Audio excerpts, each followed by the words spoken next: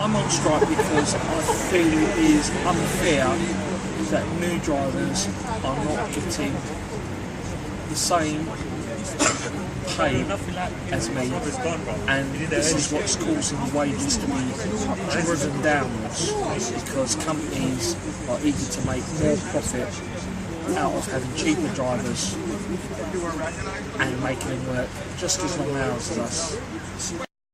When I first started, we had to wait 4 years to get to the top rate. For some drivers now, it's 5 years and they're stuck on that single wage until they get to the top wage, which I find is, ridiculous because they've still got the same bills as me to pay. And in some other companies it's up to 7 or 8 years, which is, you can understand what kind of a difference that can make, whether it's £2 an hour or £4 an hour pay difference, over that period of time. It is a big hunk of money. We do a lot of long hours.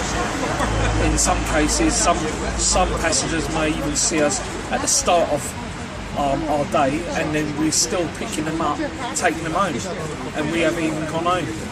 We're not able to focus as well on work because you're too tired from the next day's work. So it would be nice to see shorter shifts, not by much, but also, gives the right pay for everyone. It may take a few years for them to get to that level, but I don't mind seeing that. But it's the point of people being stuck on that wage forever. What I would like to see is that wages are brought up gradually.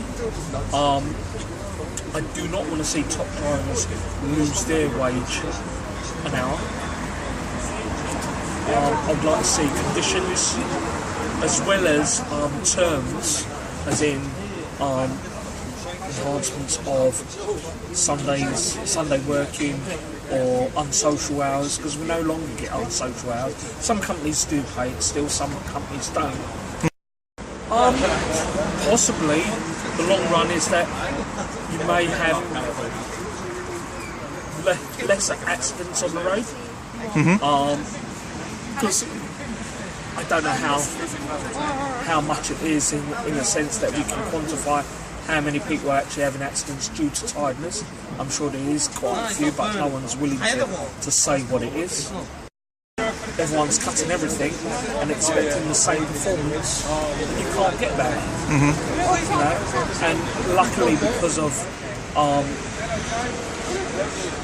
the population that is coming into the country and are willing to work for a lesser wage, I'm not saying that shouldn't be allowed for people to come in and work, but if they're going to come and work, they should be paid the same amount as the indigenous population is being paid.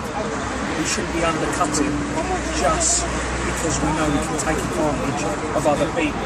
We're going back to the days of Victorian, where we used to colonise countries.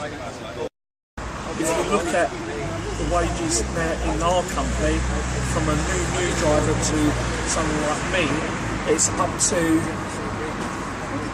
£180 a week difference, which is a lot of money. Now you talk about taking tax out, there's not much money to go round.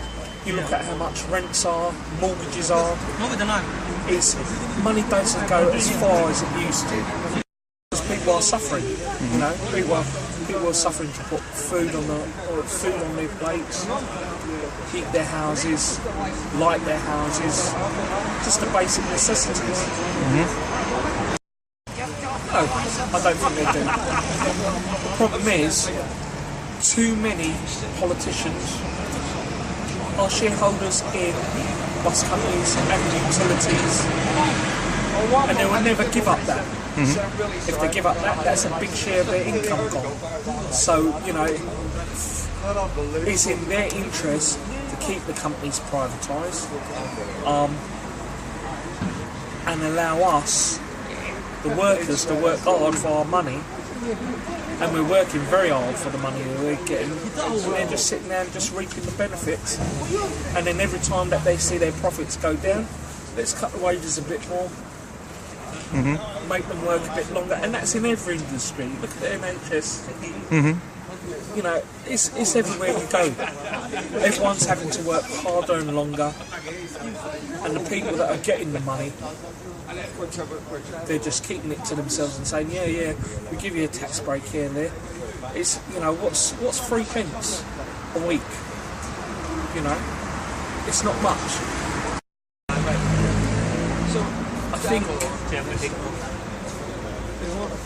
that many of these government officials need to be, or need a reality check and actually work on the ground floor to see how hard it is. It's okay when you've been paid 70, 80,000, 90,000 and also getting your expenses paid for you, that you can afford to do these things. When you're having to sit on the wages that you've got and pay for everything out of your own pocket, it's another matter. And I think politicians today are so detached from real living. You know, as much as they say they empathise with us and etc., it's a totally different world. You know, if you've got money, you've got money. If you haven't, then who cares? You know, we say the things that you want to hear, and we do what we want to do.